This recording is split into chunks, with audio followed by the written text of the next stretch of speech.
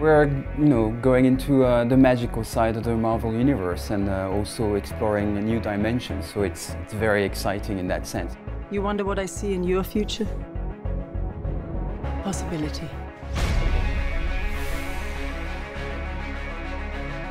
When I started on the film in September 2014, Scott Derrickson, the director, had already started to gather a lot of images and references from the comics and from films and photographs and paintings. Charlie Wood, who's the production designer, came to LA as well, and we did a lot of brainstorming together with Scott and the people at Marvel to try and establish and define what the world of Doctor Strange would be.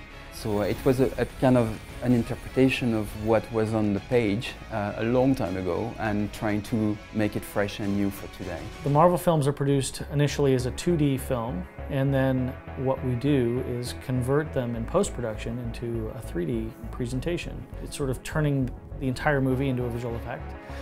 Even shots that wouldn't have visual effects otherwise become a visual effect when you convert them into 3D.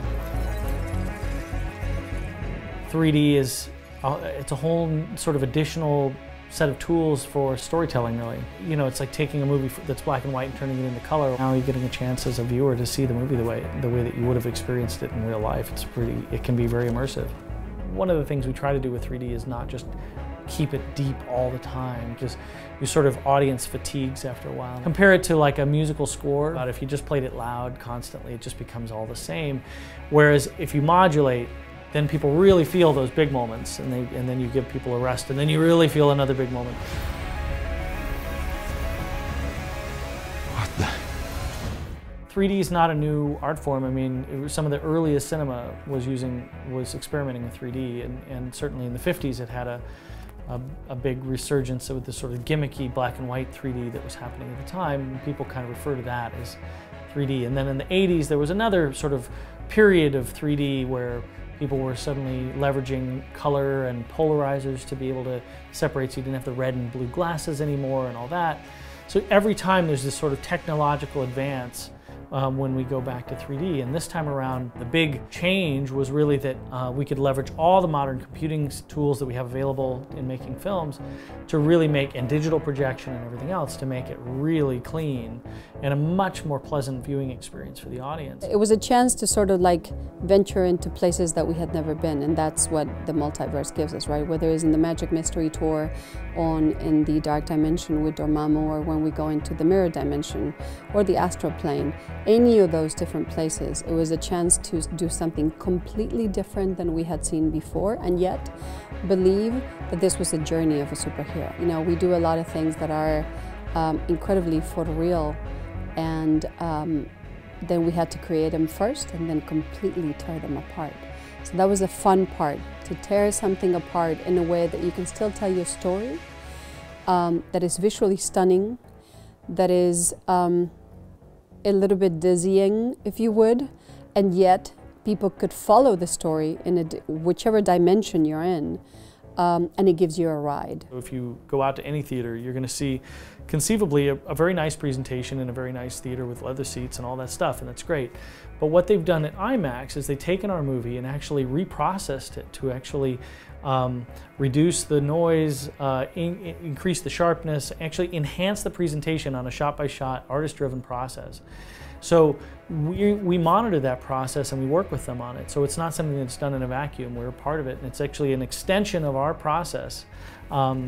We also do additional color grading here. So it's like taking the movie and just turning it up to 11 is really what we're doing. Especially in a film like Doctor Strange, where we're exploring new dimensions, and we're really going big on like New York and Hong Kong, where it's like big scale sequences. I think having the extra size of the screen and the resolution and all the sound coming with it, I think is way more immersive for the audience. I like the idea of being, it's almost like you're enveloped by the image. It allows you to sort of like, it's like the walls disappear and I'm in it. It doesn't get any bigger than that. IMAX is delivering the biggest canvas that there is out there, so it's an opportunity for us to tell this big epic story with magic and crazy stuff going on, and do it in a way that really does it justice. This is the way we intended to see it. And I always tell people to see it this way. And we have about 60 minutes or more of the film that is in IMAX. And for these 60 minutes, we're going into a bigger format as well. You know, the film is formatted for 240, but for these special sequences, we're going to the full IMAX format, which is 1.9. And we've, you know, put extra care into adding some extra things, top and bottom of the frame, and making sure that there is more to the experience when you go to IMAX. The idea was, what can we do for the story that will work for IMAX? Because we want to tell that story immersively, but we also didn't want to have this cryptic in and out, in and out, in and out of the different ratios. So we decided that the person that Doctor Strange was up to when he gets to Kathmandu in Nepal is one person, and the person that he becomes once he's there is a different person. It's different times of his journey. So what we decided to do was up to the arrival to Kathmandu is a 240, and once we get to Kathmandu, we opened it up as if you could see that he was growing and he was learning to be the best of who he could be. When I was sitting for the first time in the IMAX theater, even for me, it was like, oh wow. It was like a total rediscovery of the film, which, you know, blew me away. Really, it did. And I was very, you know, moved by it. Be careful which path you travel down, Strange. Stronger men than you have lost their way. I've seen the movie a few times in traditional theaters versus the IMAX theater, and it's more immersive, it's more impactful, and you really feel like you're in the movie. So it's obviously the screen is very large and the presentation is excellent.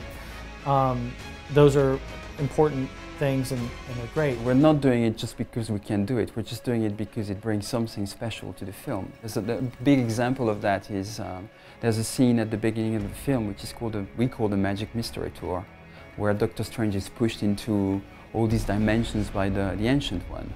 And that's one of the first time in the film where we actually go to 1.9, and the experience is very different because you're traveling through all this space and all these dimensions, and it just, you know, it makes it bigger and more immersive, definitely.